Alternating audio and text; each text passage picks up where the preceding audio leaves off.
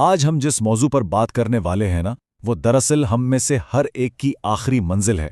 اس تجزیے میں ہم موت کے فوراً بعد شروع ہونے والے اس اندیکھے سفر کا مکمل جائزہ لیں گے۔ ایک ایسا سفر جو اسلامی تعلیمات کے مطابق تدفین سے شروع ہو کر 40ویں دن تک چلتا ہے۔ تو چلیے بغیر کسی تاخیر کے اس انتہائی سنجیدہ اور گہرے موضوع کی شروعات کرتے ہیں۔ موت دراصل وہ مقام ہے جہاں پہنچ کر دنیا کا ہر چھوٹا بڑا رشتہ یکدم دم توڑ دیتا ہے۔ ذرا اس بات کی گہرائی کو محسوس کریں۔ ایک انسان جو ابھی تک اپنوں کی محفل اور شور و غل میں تھا، وہ اچانک قبر کے مکمل تنہائی میں اکیلا رہ جاتا ہے۔ یہاں سے سارے دنیاوی سہارے چھوٹ جاتے ہیں اور ایک نیا بالکل تنہا سفر شروع ہوتا ہے۔ اور یہی سفر کچھ اس طرح آگے بڑھتا ہے۔ 0 آورز یعنی تدفین کے وقت سے بات شروع ہوتی ہے۔ پھر 24 گھنٹے بعد وہ اہم ترین پہلی رات آتی ہے۔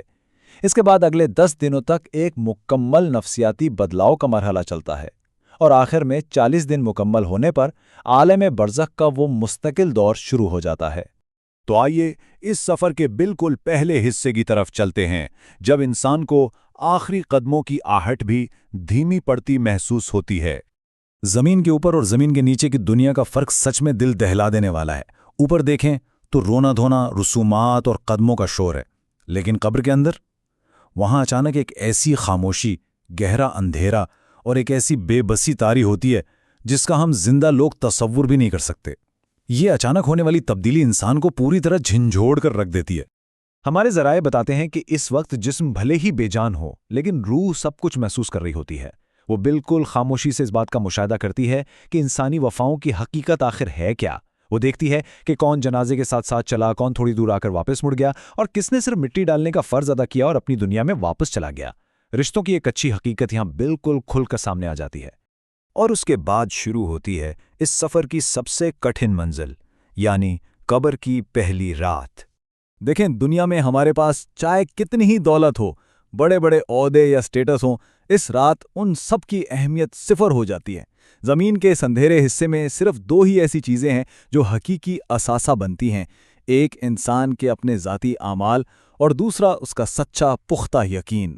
دنیا کا ہر غرور یہاں مٹی میں مل جاتا ہے۔ ذرا اس جملے پر غور کریں۔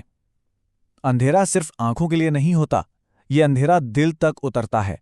یہ محض روشنی کا غائب ہونا نہیں ہے، بلکہ ایک ایسی نفسیاتی کیفیت ہے، ایک ایسی شدید خاموشی ہے جو انسان کو اپنی گزاری ہوئی پوری زندگی کے ایک ایک لمحے کا حساب کرنے پر مجبور کر دیتی ہے۔ اب یہاں آ کے روح کا اصل حساب شروع ہوتا ہے۔ سب سے پہلے انسان کو مکمل اور ننگی سچائی کا سامنا کرنا پڑتا ہے، جہاں دنیا کے بنائے ہوئے سارے بہانے فیل ہو جاتے ہیں۔ اور پتہ ہے سب سے حیران کن بات کیا ہے؟ ہمارے اعمال وہاں صرف یادیں نہیں لیتے، وہ باقاعدہ ایک شکل اختیار کر لیتے ہیں۔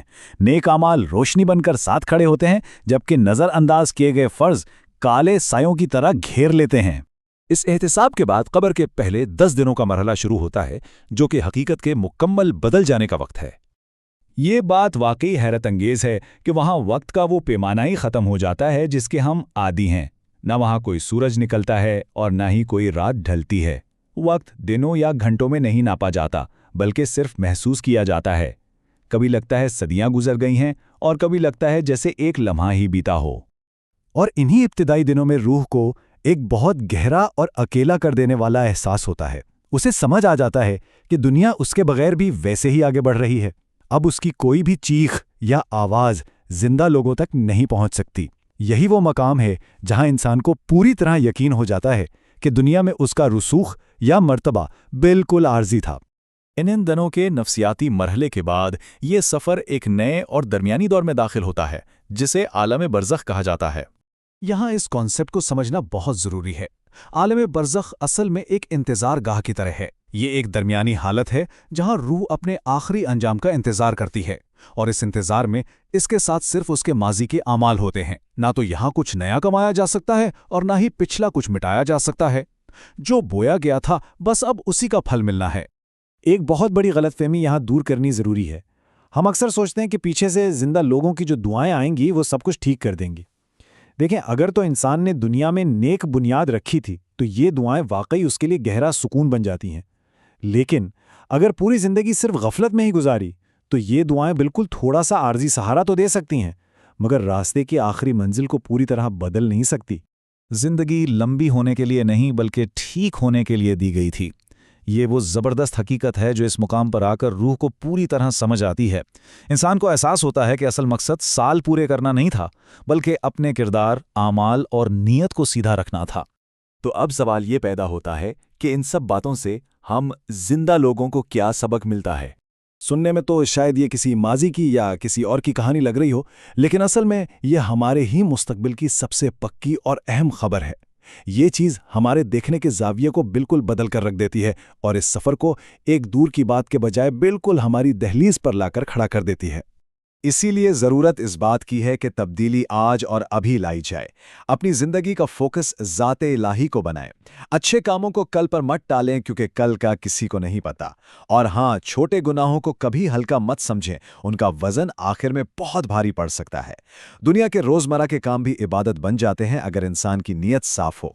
जिसने दुनिया में रहकर ठीक से तैयारी कर ली, उसके लिए मौत कोई डरावना अंजाम नहीं है, बल्कि अपने रब से एक बहुत खूबसूरत मुलाकात है।